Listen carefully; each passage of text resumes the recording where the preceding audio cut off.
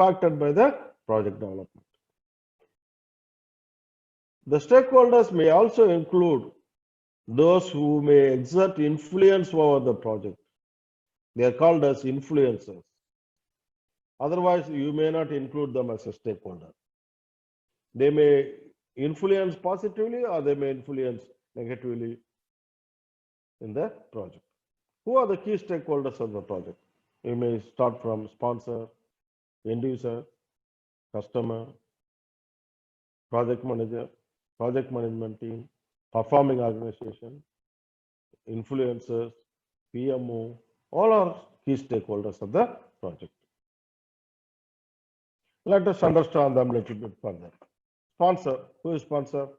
The person or group that provides financial resources for the project is sponsor. Portfolio managers or portfolio review board. Those managers are responsible for high-level governance of the projects. High-level governance of the projects. Program managers, managers responsible for managing related projects in a coordinated way to obtain benefits and control which may not be available if we manage the project individually. Now you can different. So you can see the difference. What is program basically? Project management office, it has a direct or indirect responsibility for the outcome of the project. Project managers are managing the project. Project team members, group of people performing the project work. Functional or departmental managers, key individuals playing a management role within the functional area of the business. Influencers, due to an individual position, they can influence positively or negatively. Sellers or business partners, external companies that enter into a contract, customer who purchases the product or service, user uses the product or service, performing organization, those employees are directly involved in doing the project work, basically execution people. Like contractors, they are performing organization. Let's see the relationship between the stakeholders and the project. The outer circle is a project, you have a project sponsor, then you have a project manager, and surrounding the project manager, project management team, then you have other project team members and other project stakeholders.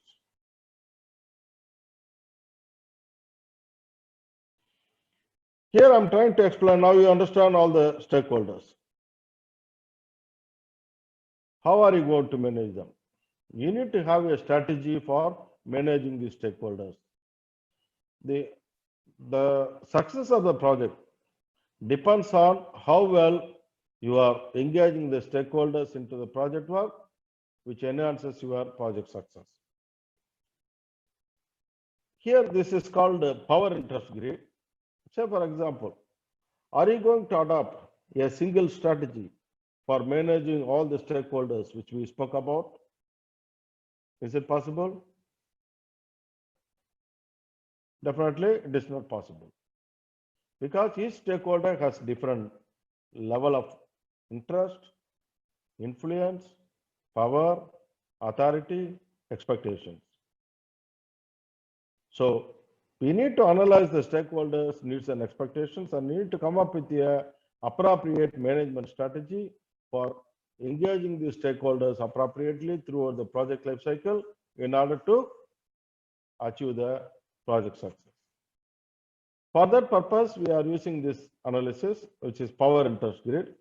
We can group the stakeholders into 4 groups. First group is low power and low interest.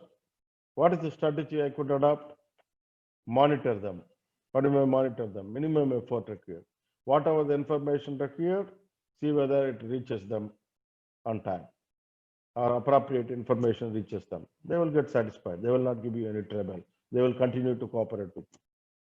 Look at the other group, low power but high interest in the project. Keep informed. What do I mean by keep informed? Meaning, where are we now? What is the status of the project? Are we aligned with the plan? What are all the variances we are facing? What is the action being taken by us in order to improve the performance?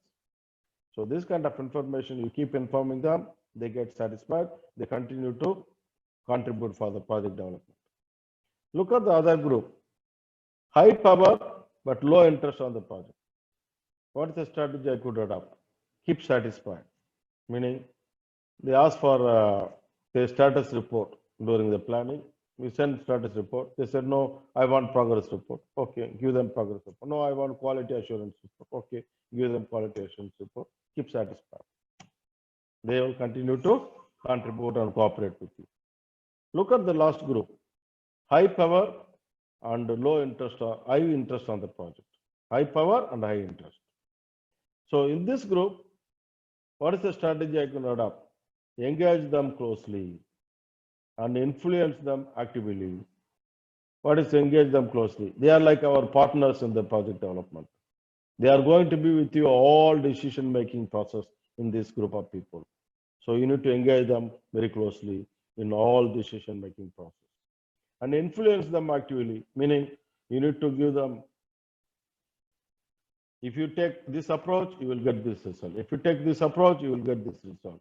So you need to influence them so that they can able to help us in taking right decisions.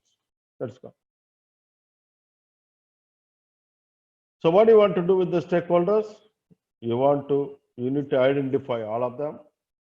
You must determine all of their requirements, determine their expectations, communicate with them, manage their influence. This is what we should be doing it throughout the project life cycle. We will talk about more during the stakeholder management discussions. Look at this chart. The influence of the stakeholders is high at the start of the project life cycle, then it reduces when you are moving towards the end of the project. At the same time, the cost of change is low when you are doing the changes at the early stages of the project, but when you are doing changes at the latter part of the project, the cost of change is going to be high. I have a question here. Why the influence of the stakeholders are high at the start of the project life cycle?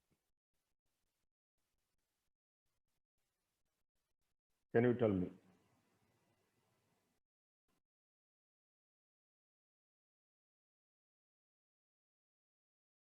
Why the influence of the stakeholders high at the start of the project life cycle?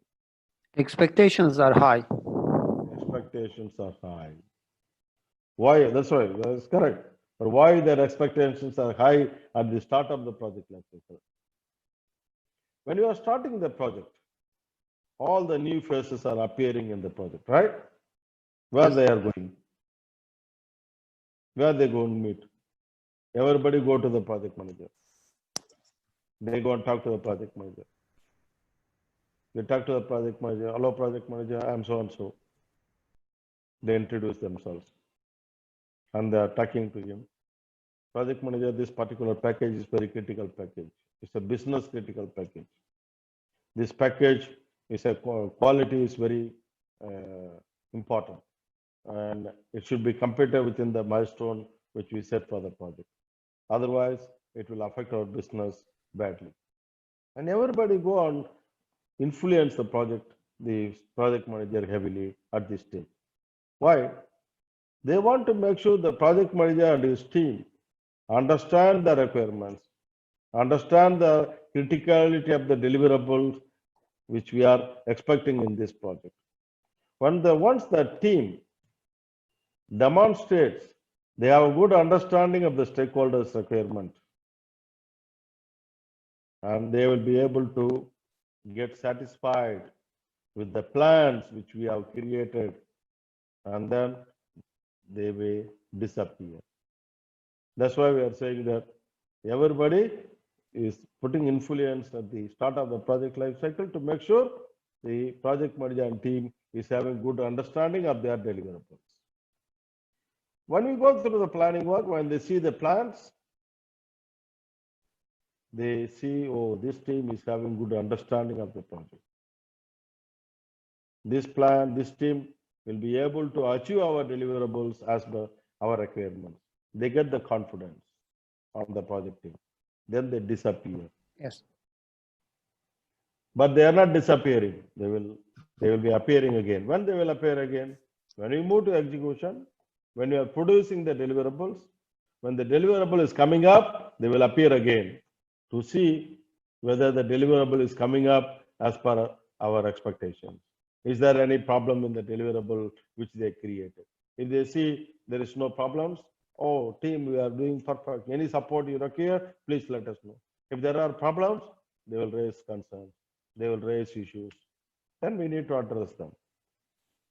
Then you can see that their influences. That's why we're saying influence of the stakeholders are high at the start of the project life cycle.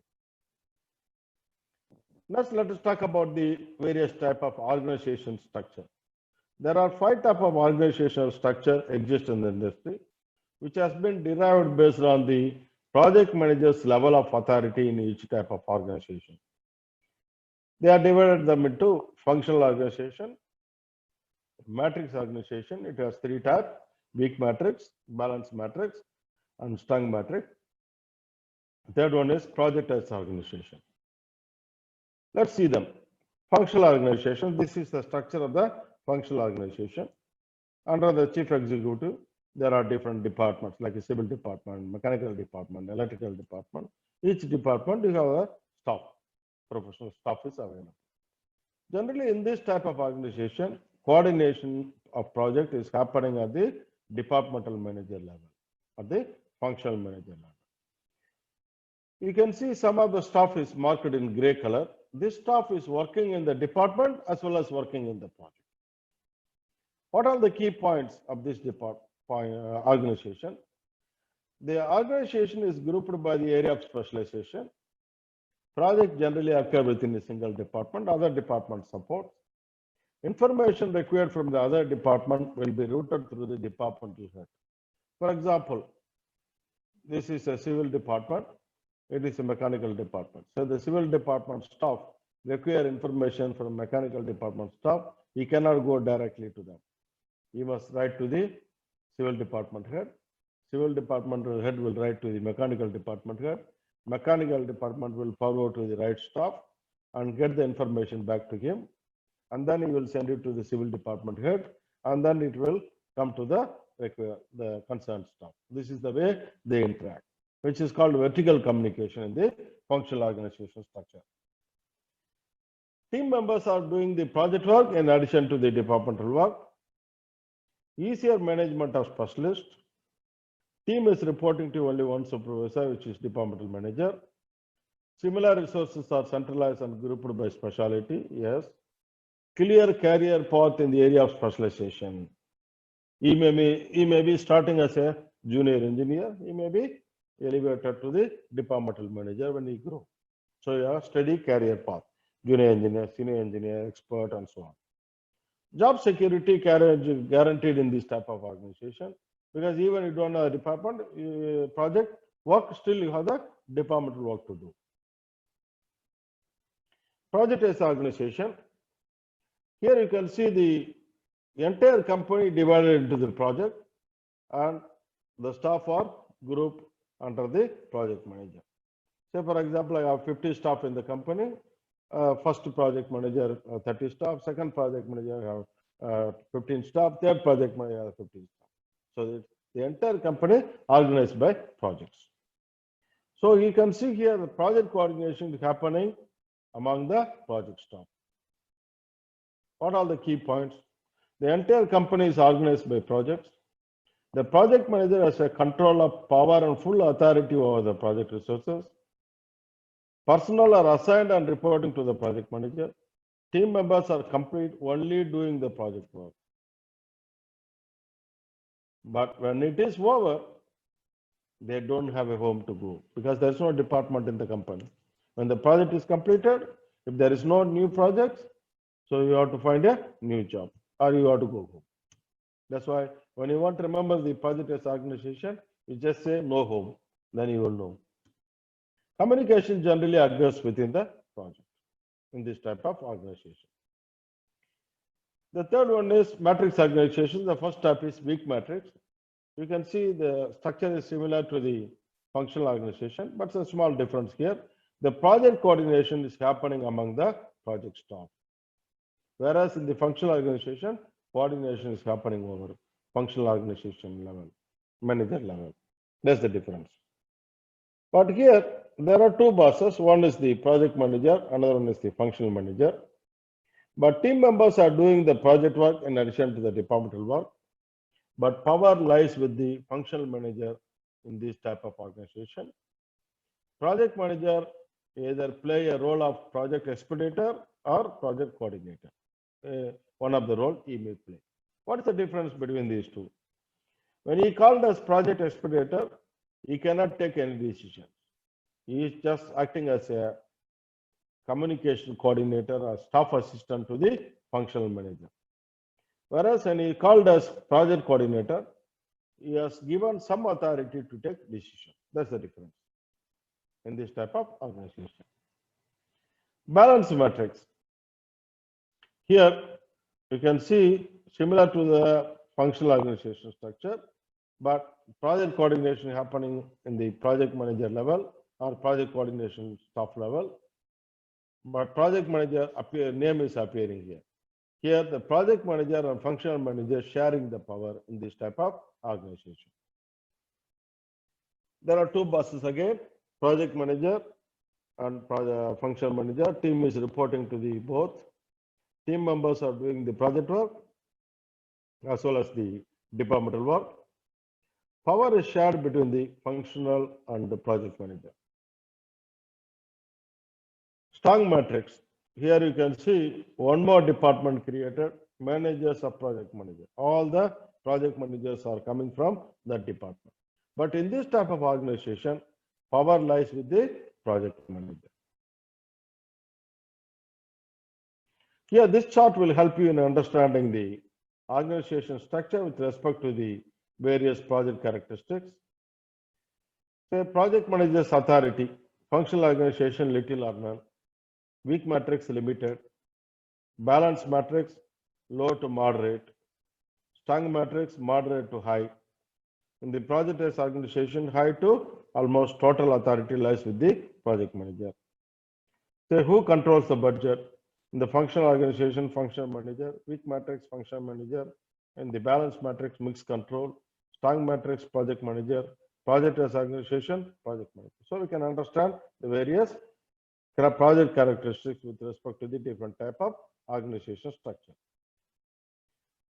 The next one we need to know called project management system. What is that? Project management system. When you want to manage the project, you require set of tools, techniques, methodologies, resources, and procedures for managing the project. So I can say project management system is the set of tools and techniques, methodologies, resources, procedures required for managing the project. In your company, if PMO exists,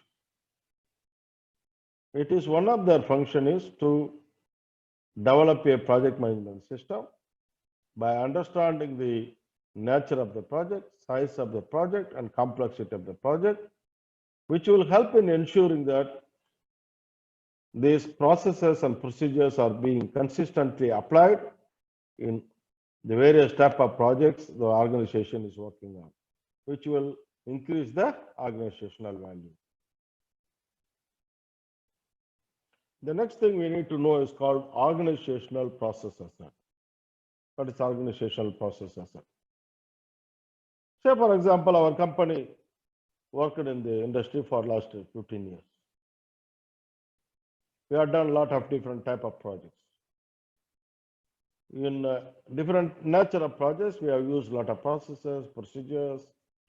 We have a lot of records in our hand, like cost data, productivity data, schedule, risk data, performance data, and our lessons we learned from the various projects we have executed, all are available with us. Where is it? It is in our organizational records. That is called as organizational process assets.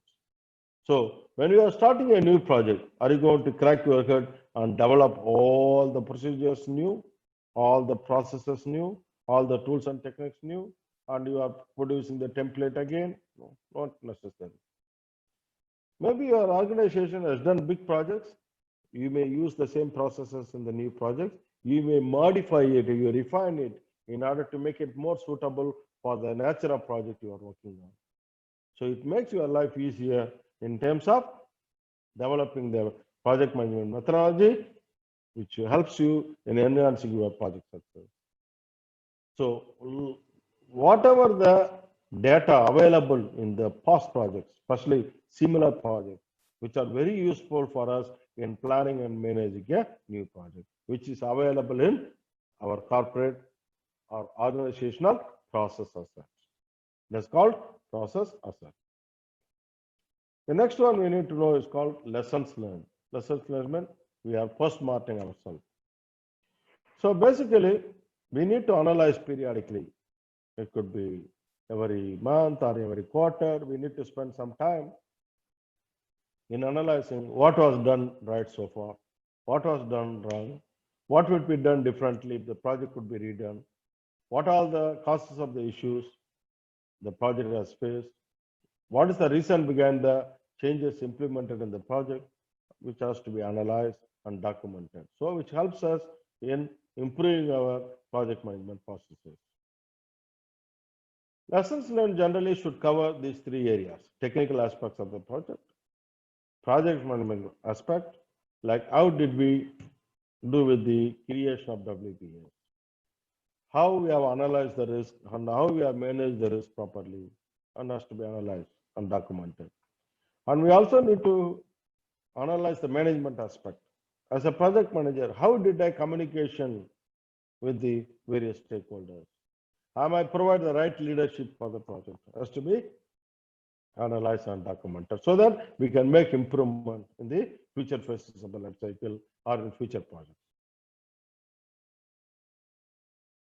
Generally, lessons learned from the similar projects are to be collected and reviewed before starting a new project. The reason is we need to ask question ourselves. Why we need to make the same mistakes or face the same problem where others face? Why not we benefit from others' experience? Why not we benefit from others' experience? If you go into your company database, you could see all the data your company has worked on so far. How valuable these documents are, the data for you in developing a plan for the new project. Lessons learned is a required project management practice which creates a valuable output of the entire project that makes the organization better and better. Once your project is ongoing, you should add the lessons learned into your company database, which is the organizational process asset. Lessons learned should be created throughout the project life cycle, and generally it is finalized during the closure of the project. Also note that continuous improvement of the project management processes cannot occur without utilization of lessons learned documentation.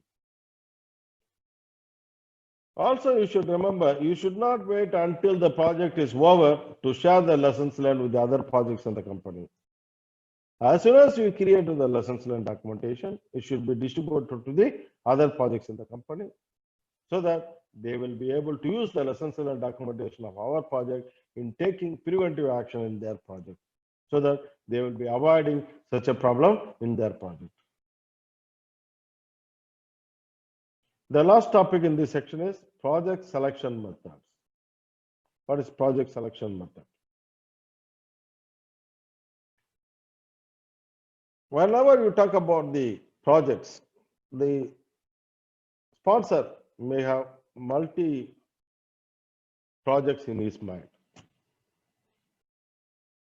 So when he is having multi projects, on what basis he is going to select whether I need to go for residential development or I need to go for commercial development, I want to go for IT project, or I want to go for mixed use project? How will you decide? What is the criteria they use in deciding which project to work on? Generally, what the customers look for when they initiate the project, whether the project is easy to do, the resources are easily available in the market, the methodology, technology available, easily available in the market. How long the project will take? What's the timeline it requires? I mean, they will look for least cost, least time, and least risk. So anybody want to do project? The guys like high project, high risk project? No, they always want to do the projects with a least cost, least time, least risk, easy to do, resources are easily available, and so on. So generally for the PMP scope of work, you need to keep these four concepts in your mind. This is the way they are selecting the project.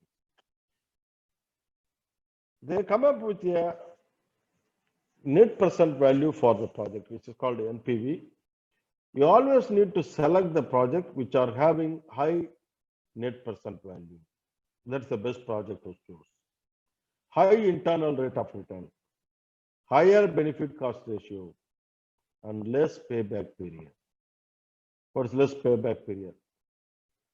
Say, for example, first project will yield return in 5 years. Second project will return in 10 years. Third project will yield return in 20 years. Which project they will choose? They will always choose the lowest payback period, which is less payback period. The 5 years project only they will choose. That's called. This one you just keep it. You may get one or two questions. One question less. So let's see what we have discussed so far. We have discussed about what is project, why projects are being initiated in the industry, what is project management, why project management necessary, what are the areas of expertise, what are the various project management skills.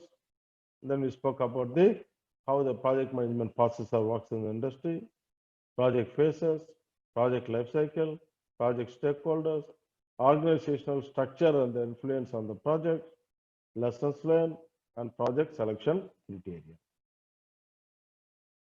Let's see some questions. I will unmute all of you. You can answer.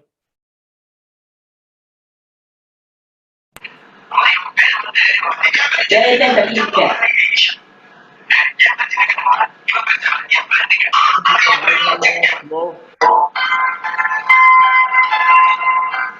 Or you can answer this.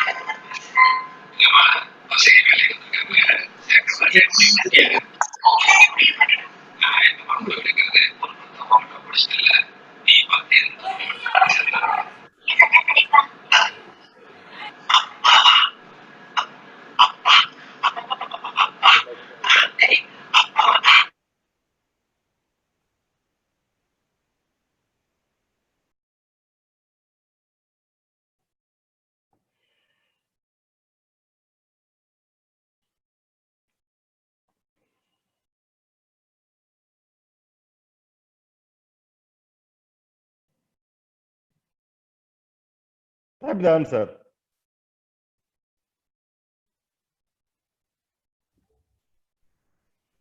The question is, which is not the feature of a project? 3 is the feature of a project. Yes. 4 Yes. may be ongoing and repetitive. Yes. Ongoing and repetitive is not the process. It's a product, maybe. It's not It's a project. It should be product. Yeah.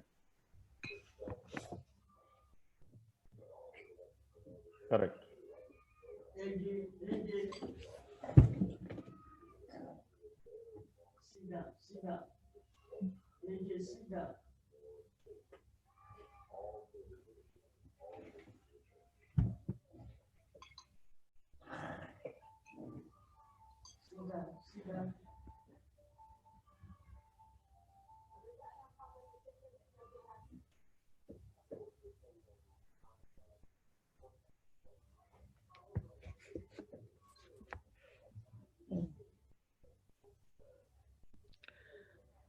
Would that be would that be 1? What definitely is your duty? You have to do the resource planning. Yes, I agree. The first Yeah. one, do resource planning, maybe. Also by project manager. Yes.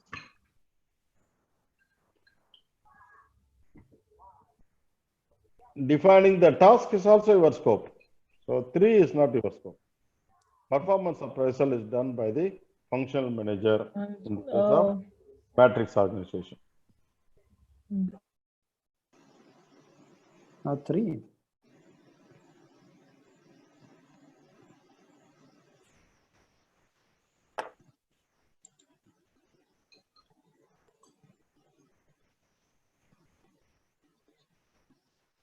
And that's 3, configuration management. Yeah, correct. Yes.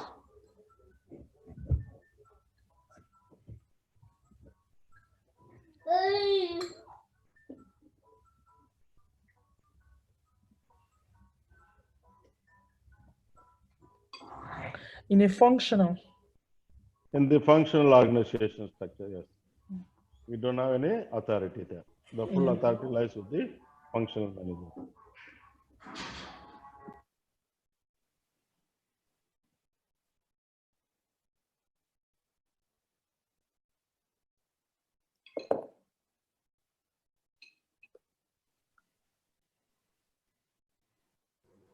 Is it option number 3? Option number 3 is also correct statement. Why? Say, for example, we are applying the PMI standard in the country. So we adapted for 1 decade. All the projects are successful. What will happen? Nobody need to tell them you need to apply PMI standard. Automatically, they apply the PMI standard. That is called de facto regulation. Second. Second, also correct statement. Regulations are mandatory, but standards are not mandatory. That's correct statement. Yeah, I would say 4. 4 is not always known. 4 is correct. Yeah. Influence of standards and regulations are always known, which is not true. Why? Some of the project you may even not require any standard. So we cannot say the influence of the standards and regulations are always known. Whereas all other 3 statements are correct. Okay, very good. Now let's go into the understanding the project management processes.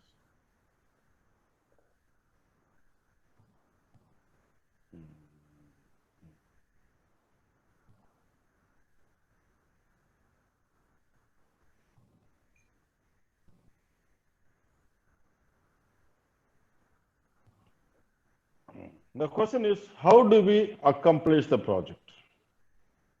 How do we accomplish the project? Are you seeing my screen? Okay. No. Can you please No. share your screen? Wait, I have to share. Yeah, we can see now. Yes. How do we accomplish the project?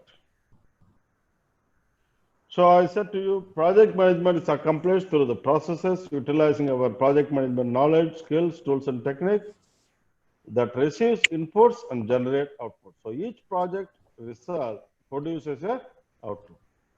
What is a process? I can say it is a set of interrelated actions and activities which are performed to achieve the predefined or specified set of products, results, or services. It is a set of interrelated actions and activities. Remember, project management is an integrative undertaking of various processes. It doesn't mean that you only apply one time, you may be applying these processes in all the phases of the project life cycle repeatedly. Project managers shall actively manage these interactions to successfully meet the sponsor, customers, and other stakeholders' requirements. Here I'm trying to explain you how the project management processes were developed. The project management processes were developed based on plan, do, check, act cycle, where we can see whatever we want to do, definitely we will not do it without any prior planning. We will not straight away jump into the execution. So we definitely plan. And then we implement our plan, which is do, right? When we are implementing the plan, we also need to check whether we are working towards achieving our plans. If you see there is a deviation from the plan, what will we do? We have to act on it so that we can able to achieve our deliverables or achieve the requirements according to our plans. So the same principle is used in developing the project management processes, initiating processes, planning processes, monitoring executing processes, monitoring control processes, and closing processes. When you compare with the plan, do, check, act cycle, initiation means start of the cycle, planning is plan, executing is do, monitoring and controlling, which is equivalent to check and act, closing is the end of the cycle. Here I'm explaining you how the project management process groups interacts with each other. Generally, we start with the initiating processes. Okay. Upon initiation, we go with the planning work, which is planning processes. Then, upon completion of the planning processes, we move to the execution. When you are executing the work, in parallel, monitoring control activities are happening. So, execution processes and monitoring control processes are happening in parallel. Each are giving feedback to each other. Each processes are giving executing process group as well as monitoring control process group feedback each other, giving information and results, sharing each other. When we are doing the monitoring of work, we may identify, say, schedule delay. What is the schedule delay? 1 month now. So when there is a schedule delay of 1 month, we are not able to recover. So which may require, if you want to recover them or if you want to make adjustment to this schedule delay, we need to make changes to our plans. We need to change the methodology, we need to change the technology, we may need to add resources and so on. So which may require replanning. So it gives feedbacks to the planning work. So in the planning, we come up with the replanning work, and then we go move to the execution, and then we are executing the work again and monitoring control. This process is continuous. So upon monitoring controlling, when we achieve the deliverables, we verified and confirm that the deliverables are accepted by the stakeholders. We take it to the closer to document the acceptance of the deliverable by the stakeholders under the closing process. This is the interaction happening between the process groups.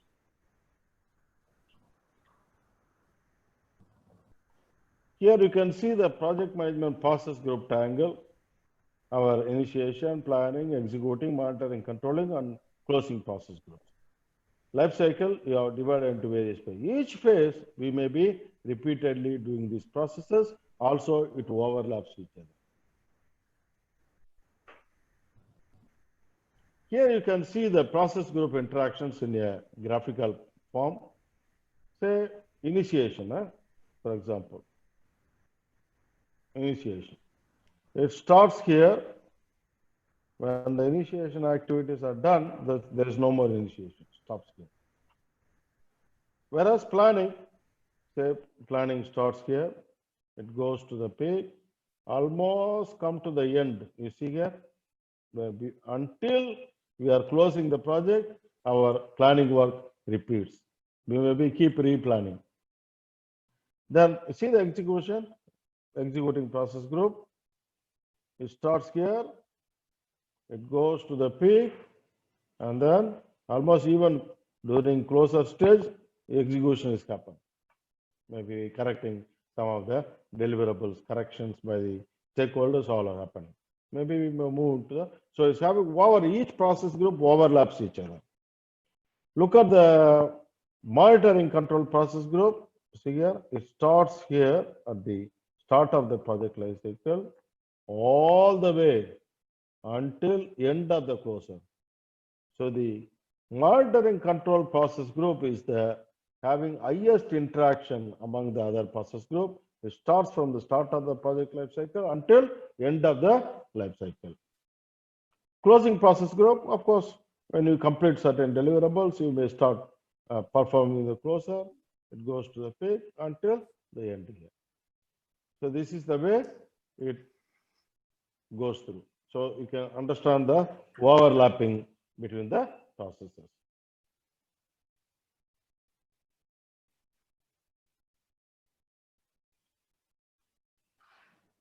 Here I'm trying to explain to you what are the key features of each process group. Let's talk about initiation. What do you mean by Sorry. initiation? Only one question. Yes. planning group and controlling group Hmm.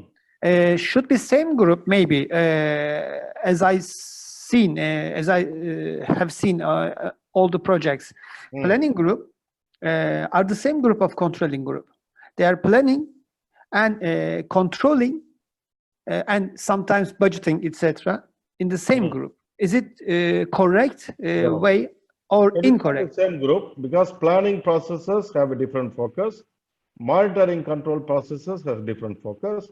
Executing processes has different focus. But they are interacting each other. Okay. So when we are Should be measuring, different. I will explain be- to you over here, then you will have better. Okay. Let's Should be talk about executing which process by the different groups. You mean? Yes. Actually. Okay. different focus is there. Okay. Thank you so much. Let's talk about initiation. What is meant by initiation?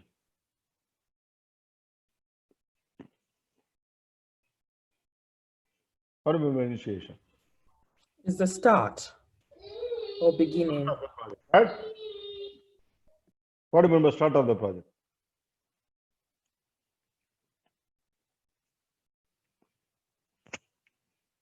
We need to define the project, right? What is this project about? What are the key stakeholders' requirements? What are the stakeholders' expectations? What are the key deliverables they are expecting from this project? This has to be understood first at a high level. Say, for example, I give a simplest example to understand this. I know it's a difficulty for all of you. Most of you not involved in initiation. You are all entering into the project before execution. Maybe you are entering into the planning stage, or just during the execution only you are entering into the project. But before you come to the execution, there are a lot of work is being done by the different team members. Say, for example, one of the customer come to me. Hello, Ravi, I want to do a project. I know that you have done a zigzag tower, for example, and I want to do a similar kind of residential tower, 40-story residential tower. Okay, sir. Very good idea. There are a lot of requirements or demand for the residential tower in this period. It's a good idea, sir. So tell me, sir, what do you want? What they can tell me at this stage of the project development? They may tell you, I have a land area of 20,000 square meter. I want to develop a 15,000 square meter of building. I want my building to be designed with a unique architectural intent. I want my building to be designed with the latest fire protection system or security system. I want to have a good interior design. I want each floor 6 to 8 offices. Each are having about 1,000 to 1,500 square meter. I am ready to spend 500 million for this project, but I want my project to be completed in 3 years. Ask him, why, sir, why you want to complete in 3 years? Maybe it will not be completed in 3 years. No, we did the analysis of the market. The market is going to be in good condition for next 4 years. If I complete the project in 3 years, I will be able to sell up my units or rent up my units in a good market period.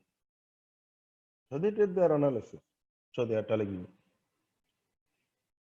And they're also telling you in my organization, I have multi-departments, and they are marketing department, and they have business development department, financial department, engineering department, construction department, project management department. All these department key people will be involved in the project, and they will support you in doing the project. And already I have 4 companies expressing interest for taking multi-floors in my building. And those people's requirements need to be considered while we are executing this project, because they are corporate companies and they are taking multi-floors for their staff. And this is what they are telling me. This is what I am writing in the project charter. So the project charter is the initiation document, which defines the objectives and goals of the project, key deliverables expected from the project, high-level requirements of the key stakeholders, what's the timeline expecting us to complete, what is the budget they are ready to spend, and what are the risks they may see while they are initiating the project, which is called as initial risk or high-level risk. What are the acceptance criteria of the project? Who are the key stakeholders? How they will involve? What kind of influence they may exert on the project? That kind of high-level information we are documenting in the project chart. And the sponsors and key stakeholders are signing the project charter. Why? We want their commitment. They need to confirm the objectives. They need to confirm the high-level requirements and the key deliverables expected from the project. We want to get their buy-in and commitment for executing this project. If this commitment from the key stakeholders are not available in the initiation stage, what will happen? They keep changing their mind. They keep changing their objectives. They keep changing their deliverables. They keep changing their scope of work. Not only in this stage, they will keep changing all the way end of the project, which we do not want to happen. That's why during the initiation stage, we define the project at a high level. We set the objectives clear in a well-defined manner and make them to sign off. The sign off gives them, we are committed for executing this project to achieve these objectives. That's called initiation work. Okay, let's move to the planning. Upon completion of the initiation, we move to the planning. What do you mean by planning?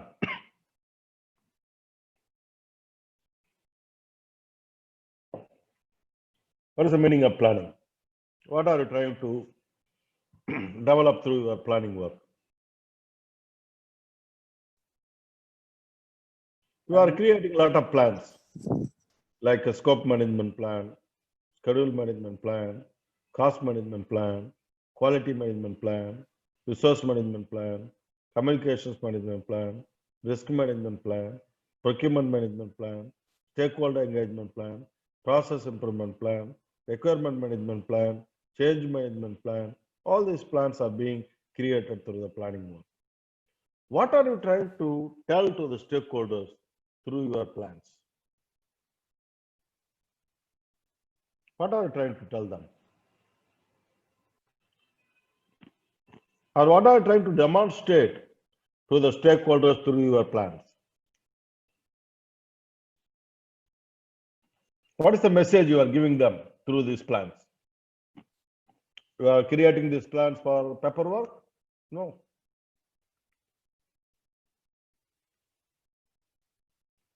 Basically, you are defining your strategy and approach which you are going to adopt in managing this project in order to achieve your requirement.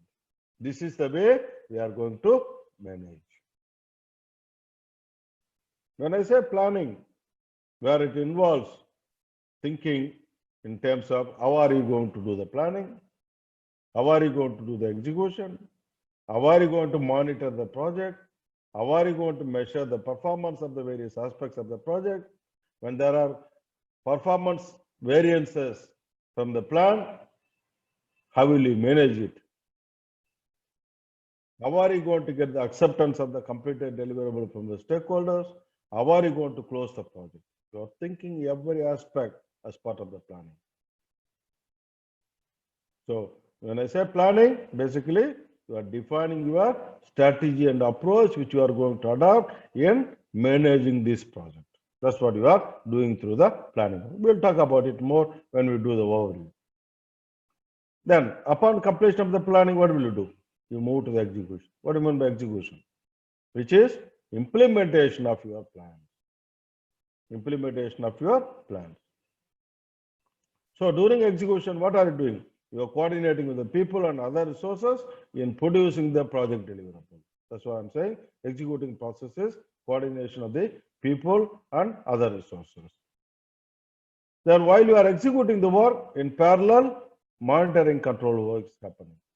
Executing process group is having different focus. Monitoring control process group is having different focus.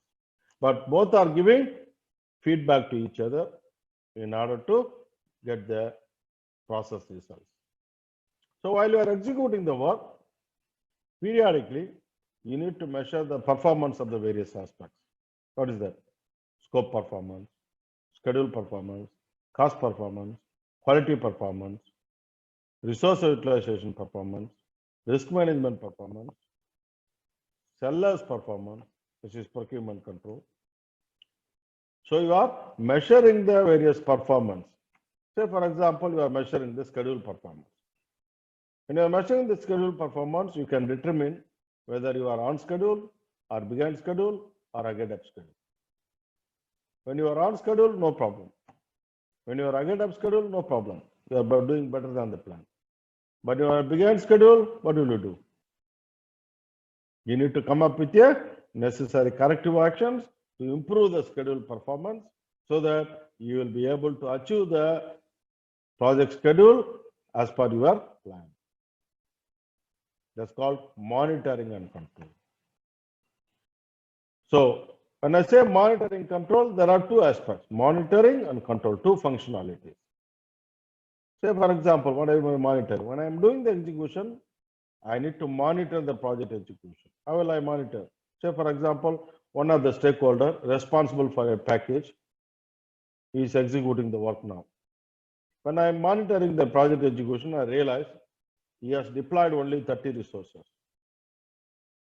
That too, less experienced resources than what we have planned. Are you going to keep quiet? No. If you keep quiet, you will not be finishing the package on time. You will not finishing the package within the budget. You will not be finishing the package within the quality standards that we have. So you need to take control action to ensure the stakeholder responsible for implementing this package is deploying the resources according to our plan. That's a monitoring and control. This is one aspect. Second aspect is we are measuring the performance of various aspects. So what does that mean? We are measuring our actual performance, comparing with our plans.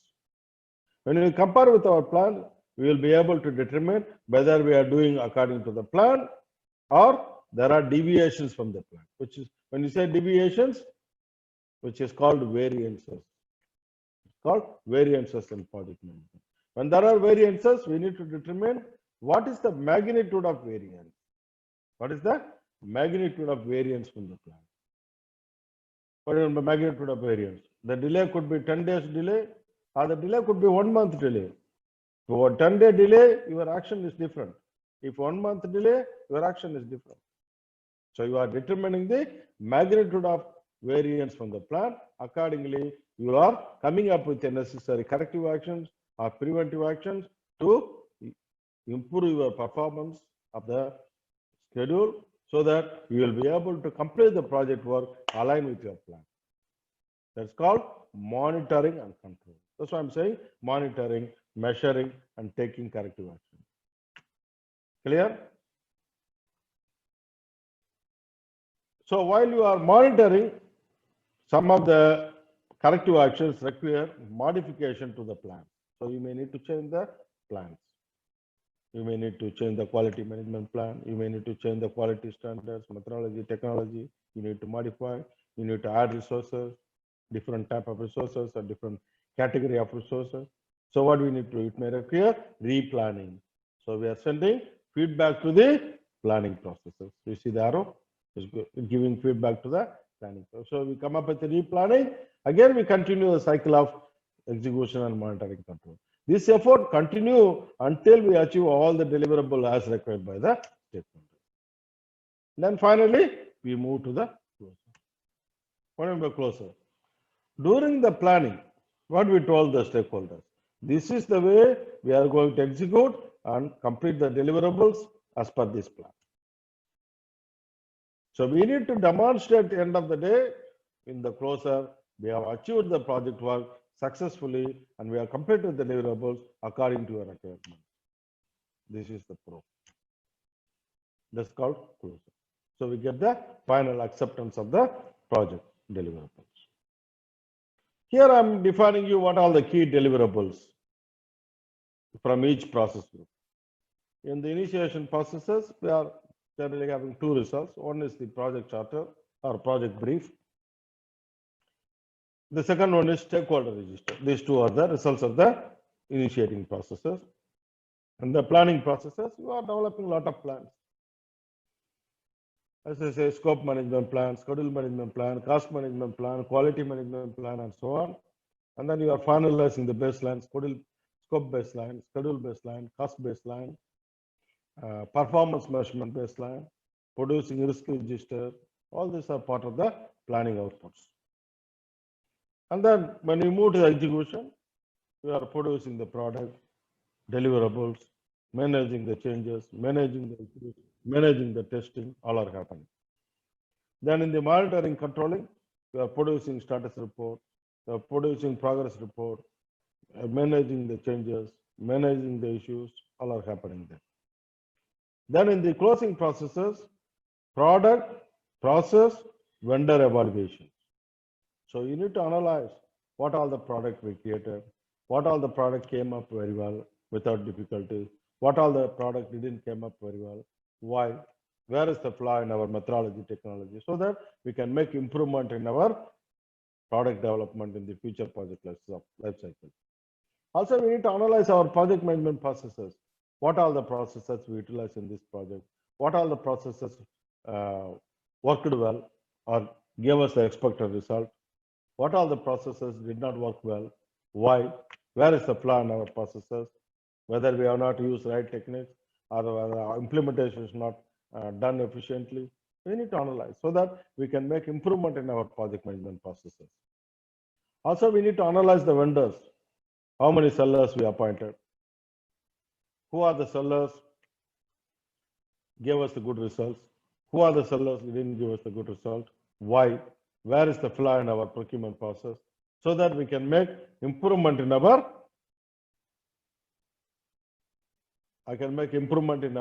project management, our procurement processes to get the better results from the sellers in the future phases of the project life cycle. Wait for a while. And then we are producing acceptance documents in the closer. That's acceptance documents, project closer documents, where we need to demonstrate to the stakeholders we achieved all the project deliverables according to a requirement. This is the proof. These are closer documents. And then we also need to perform legal, contract, and budget closer.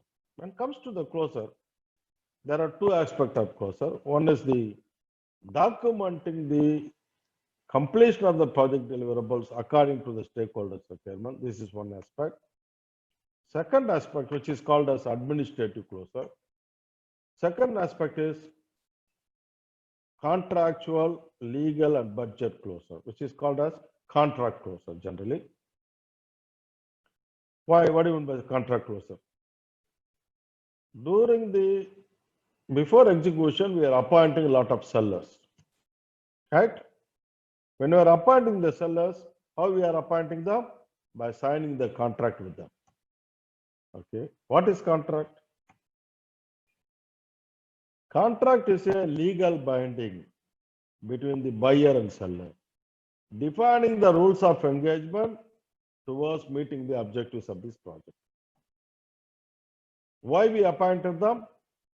Because they have the expertise, experience, resources in doing the various nature of work in our project. We want them to support for our project towards meeting the objectives of the project. So in the contract, both parties are having obligations, and both parties are having obligations and conditions are defined in the contract. So while they are doing the work, through the monitoring control processes, we are verifying whether both parties of the contract are fulfilling their obligations under the contract. If some other party is not fulfilling, we are taking necessary corrective action to ensure they are working towards fulfilling these obligations under the contract. Okay, done. We have completed the project execution. We have got the deliverables. you handed over the deliverables to the stakeholders also. So now it is our time for us to close each contract, meaning we need to go through each and every conditions of contract, and we need to see whether both parties of the contract have fulfilled their contract obligations. So we close the contract formally. What does that mean? Close the contract formally. Through the contract closure, we are demonstrating that both parties of the contract have fulfilled their obligation. There is no further legal binding between these two parties anymore. That's what we are doing through the contract closure, which includes all the payments and everything settled. That is called contract closure. Why? If you don't do this contract closure, you only perform the administrative closure. After 6 months, seller can sue the buyer. Oh, you are not fulfilled this application. I'm suing for 10 million. Buyer can sue the seller and he can claim 20 million. So what happened in this case? Both parties are entering into a unnecessary legal battle. Whereas we have every documentation in our hand through the execution and control processes to verify whether both parties of the contract have fulfilled their obligations under the contract. That's why it is being part of the closure process now.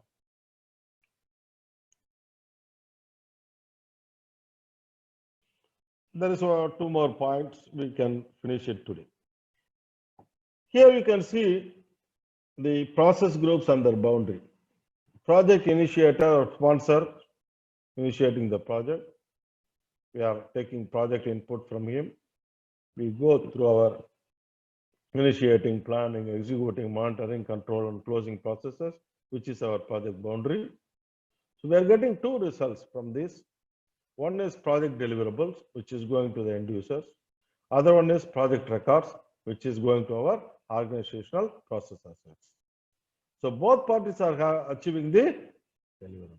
Both parties are having benefit. In fact, look at this framework, where basically we are analyzing the stakeholders' needs and expectations. We are analyzing the stakeholders' needs and expectations. We are utilizing about 10 knowledge areas. We are utilizing 10 knowledge areas: scope management, time management, cost management, quality management. These 4 knowledge areas are called as core functions of project management: resource management, communications management, risk management, procurement management, and stakeholder engagement. These knowledge areas are called as facilitating functions of project management. Our important knowledge area is called project integration management, which integrates our all other 9 knowledge areas. By utilizing the appropriate tools and techniques, we are achieving the project success. End of the day, what is our aim? We want to achieve the successful conclusion of the project. Now, assuming your organization has 4 projects, all the 4 projects managed in this framework, all managed in this framework. All the 4 projects are successful. What will happen to your organization? Your organization's success is ensured. This is what we want to achieve. That's why in your organization, everybody asking you to learn project management. Why? They know that if they know the project management principles and processes, they can able to contribute for the project development positively, which will enhance the project success. That's why every organization are asking the project team members to learn the project management.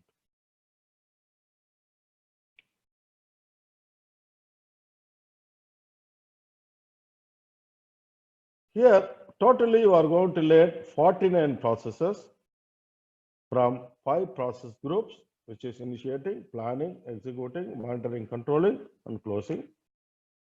And you are learning through 10 knowledge areas. integration management, scope management, time management, cost management, quality management, resource management, communication management, risk management, procurement management, and stakeholder engagement. So already 49 processes. Through the initiating process group, we are having 2 processes. Planning process group, we have 24 processes. Executing process group, we have 10 processes. Monitoring control process group, we have 12 processes. And 1 process in the closing process group. This is the process map you can see in the PMBOK standard, page number 25, which gives you all the processes, the 49 processes allocated in the each process group. Here are some of the key points I need to highlight. The planning process group, the processes designed in the planning process group, the order of the planning process group. This is the sequence generally adopted in the projects. This is the best sequence. It should be performed in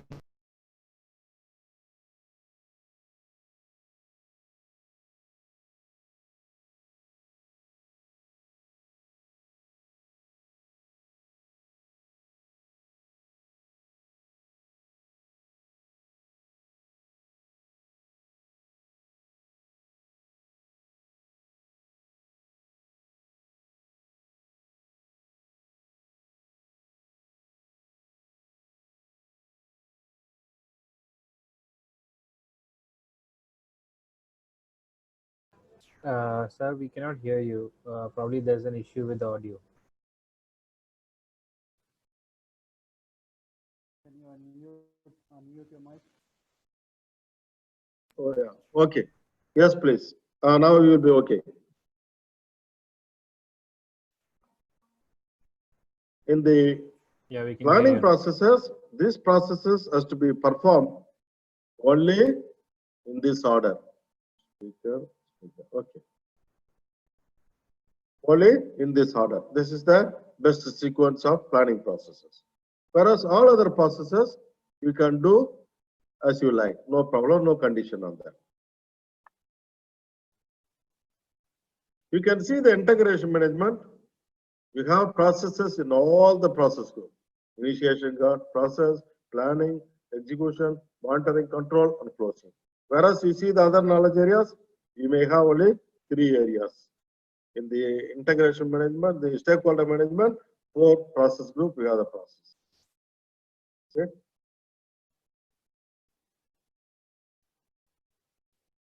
Now, I need to explain to you what is the way we are going to learn. And as he asked you, I think Mr. Muhammad asked how we are going to study, what materials to study.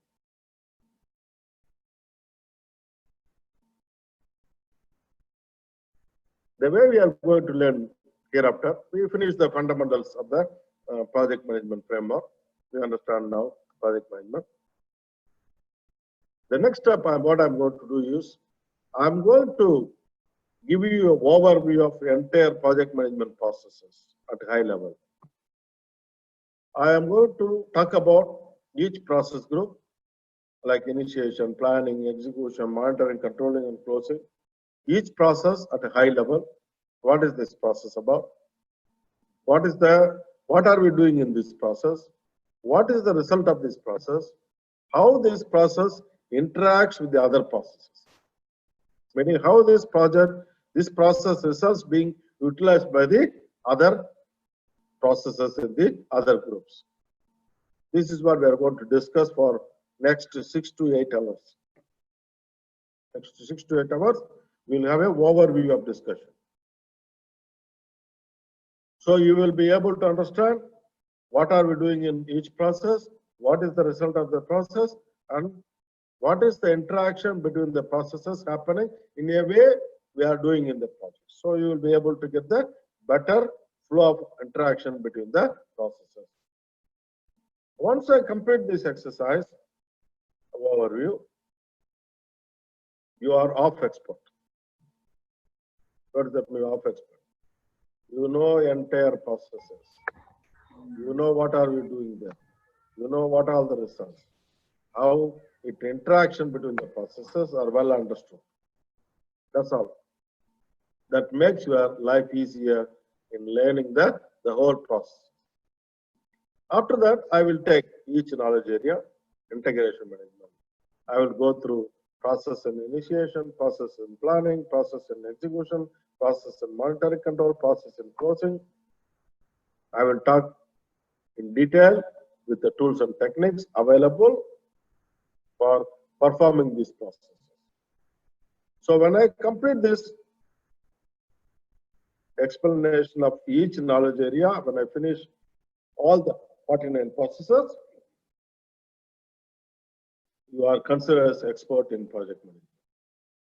Meaning, you understand every project management process, including the tools and techniques and the interaction required between the processes to achieve the project success. Then you should be telling me, yes, sir, I am expert. I understand everything. Of course, it is not going to stay in a single listening in your mind. You need to read through my slides, read through the PMBOK standard, and if certain topics are you are not able to understand, you can get the textbooks. I given you, I think, 3 textbooks. One is Rita Mulkey, another one is Kim Hellman, another, I think 4 books are there. The best book for exam preparation point of view is the Rita Mulkey. So whatever the topics you are not clear, because the standard doesn't explain with the examples. They explain only the tools and techniques, but they will not explain with examples.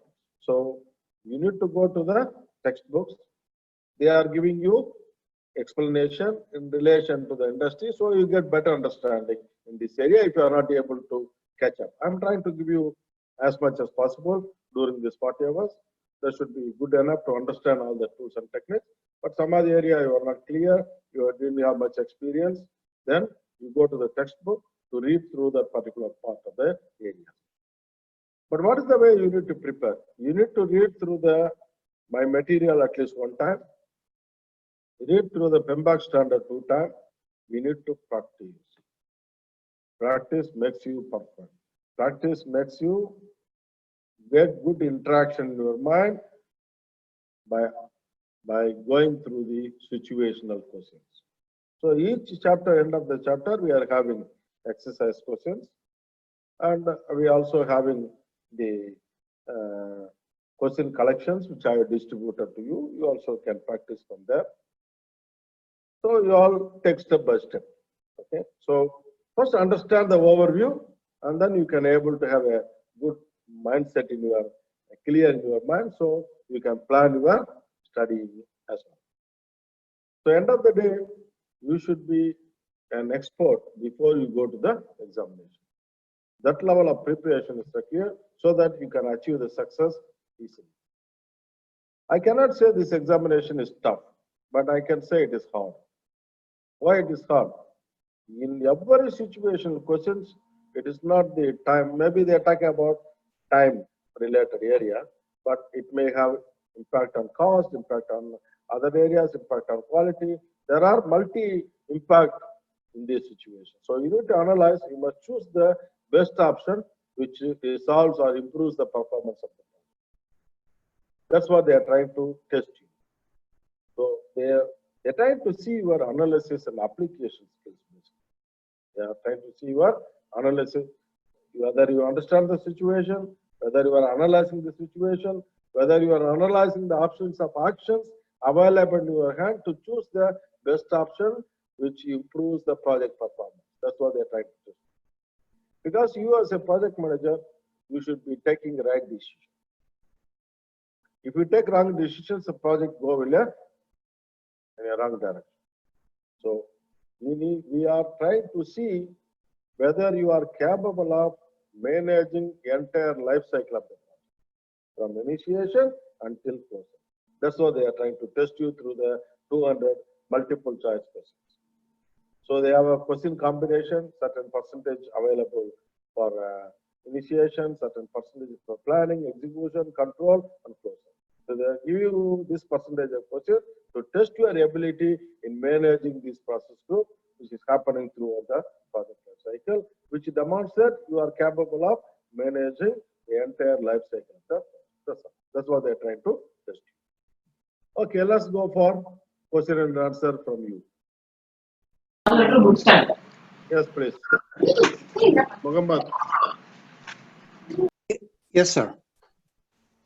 Hello, can you hear Muhammad. me? Yes, Tyra? yes, you can hear me? Hello, Yeah. you can hear me now? Yes, we can hear you. Ah, very good, very good, very good. Okay, Mr. Ravi, so just, Unmute everybody, you can talk.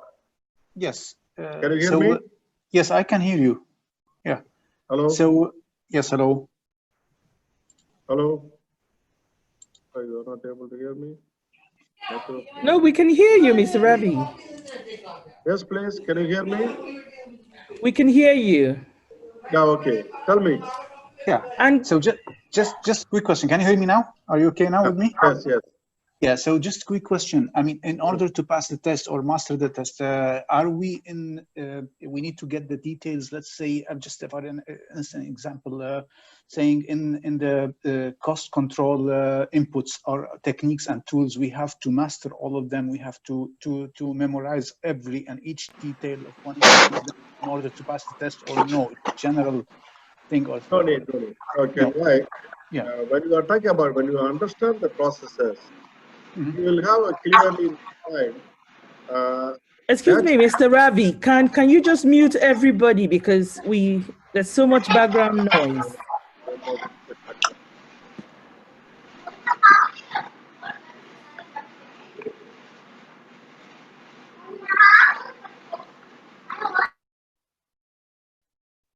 See, when we are talking about the various areas, like it requires calculations, okay?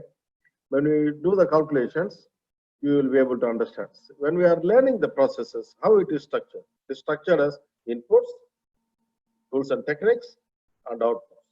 When I explain to you what is the meaning of input. So when I do want to do any process, if I want to do this process, what are the various elements I need to consider in order to produce the result of this process? So when I'm discussing about it, naturally you must know, oh, when I want to perform the, say, project charter, for example, I need to know the client requirements. I need to get the SOW from the client. I need to take the previous projects, project charter, previous similar project charter.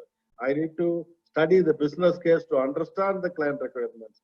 So these are the documents required for us in defining the project. Naturally, I must know. That level of understanding, if is there, no need to memorize any tools and techniques, or no need to memorize things.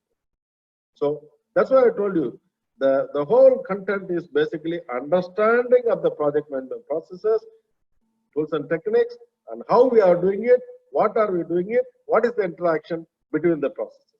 If you have this interaction, everything becomes very easy. It will stay in your mind naturally. Yes, please. Mr. Bari, any questions? I don't have any questions. Thank you so much. Kariba? No, no questions. Thank you. Okay. Where is Giver Gives? He's the one making a lot of noise surrounding. Where is Giver Gives?